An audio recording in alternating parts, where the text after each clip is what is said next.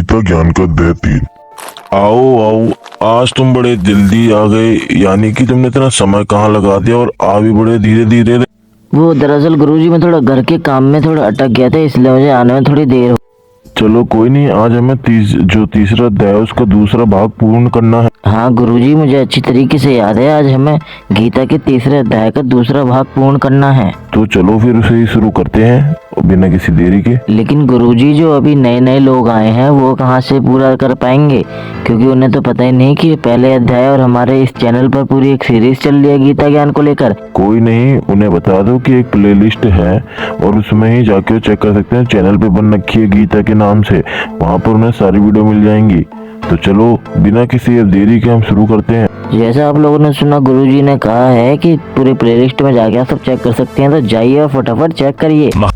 महापुरुष जो आचरण करता है, सामान्य मनुष्य भी उसी का ही अनुसरण करते हैं। वह श्रेष्ठ पुरुष जो कुछ आदर्श प्रस्तुत कर देता है, समस्त संसार भी उसी का अनुसरण करने लगता है। हे पृथापुत्र, तीनों लोकों में मेरे लिए कोई भी कर्तव्य शेष नहीं है, नहीं किसी वस्तु का अभाव है, नहीं किसी वस्तु को प्राप्त करने की इच्छा है, फिर भी मैं कर्तव्य समझकर कर्म करने में लगा रहता हूं। हे पार्थ, यदि मैं नियत कर्मों को सावधानी पूर्वक न करूं तो यह निश्चित है कि सभी मनुष्य मेरे ही मार्ग का ही अनुगमन करेंगे। इसलिए यदि मैं कर्तव्य समझकर कर्म न करूं तो ये सभी लोग भ्रष्ट हो जाएंगे, तब मैं अवांछित सृष्टि की उत्पत्ति का कारण हो जाऊंगा और इस प्रकार समस्त प्राणियों को नष्ट करने वाला बन जाऊंगा। ज्ञानी और अज्ञानी के कर्म। हे भरतवंशी, जिस प्रकार अज्ञानी मनुष्य फल की इच्छा से कार्य सकाम कर्म करते हैं, उसी प्रकार विद्वान मनुष्य को फल की इच्छा के बिना संसार के कल्याण के लिए कार्य करना चाहिए। विद्वान महापुरुष को चाहिए कि वह फल की इच्छा वाले सकाम कर्मी अज्ञानी मनुष्यों को कर्म करने से रोके नहीं, जिससे उनकी बुद्धि भ्रमित न हो, बल्कि स्वयं कर्तव्य कर्म को भली प्रकार से करता हुआ उनसे भी भली भांति कराते रहना चाहिए। जन्म से लेकर मृत्यु तक के सभी कर्म प्रकृति के गुणों के द्वारा संपन्न किए जाते हैं। अहंकार के प्रभाव से मोहग्रस्त होकर अज्ञानी मनुष्य स्वयं को कर्ता मानने लगता है। परंतु हे महाबाहु, परमतत्व को जानने वाला महापुरुष इंद्रियों को और इंद्रियों की क्रियाशीलता को प्रकृति के गुणों के द्वारा करता हुआ मानकर कभी उनमें आसक्त नहीं होता है। माया के प्रभाव से मोहग्रस्त हुए मनुष्य सांसारिक कर्मों के प्रति आसक्त होकर कर्म में लग जाते हैं। अत पूर्ण ज्ञानी मनुष्य को चाहिए कि वह उन मंदबुद्धि सकाम कर्मी वालों को विचलित न करे। अत हे अर्जुन, अपने सभी प्रकार के कर्तव्य कर्मों को मुझ में समर्पित करके पूर्ण आत्मज्ञान से युक्त होकर आशा, ममता और संताप का पूर्ण रूप से त्याग करके युद्ध कर। जो मनुष्य मेरे इन आदेशों का ईर्ष्यारहित होकर श्रद्धापूर्वक अपना कर्तव्य समझकर नियमित रूप से पालन करते हैं, वे सभी कर्मफलों के बंधन से मुक्त हो जाते हैं।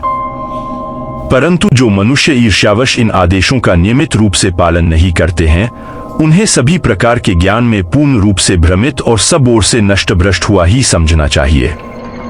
सभी मनुष्य प्रकृति के गुणों के अधीन होकर ही कार्य करते हैं।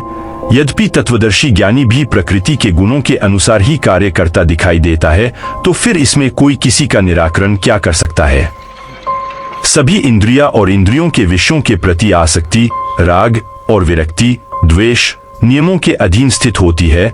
मनुष्य को इनके अधीन नहीं होना चाहिए, क्योंकि दोनों ही आत्म साक्षात्कार के पथ में अवरोध उत्पन्न करने वाले हैं। दूसरों के कर्तव्य धर्म को भली भांति अनुसरण नकल करने की अपेक्षा अपना कर्तव्य पालन स्वधर्म को दोषपूर्ण ढंग से करना भी अधिक कल्याणकारी होता है। दूसरे के कर्तव्य का अनुसरण करने से भय उत्पन्न होता है।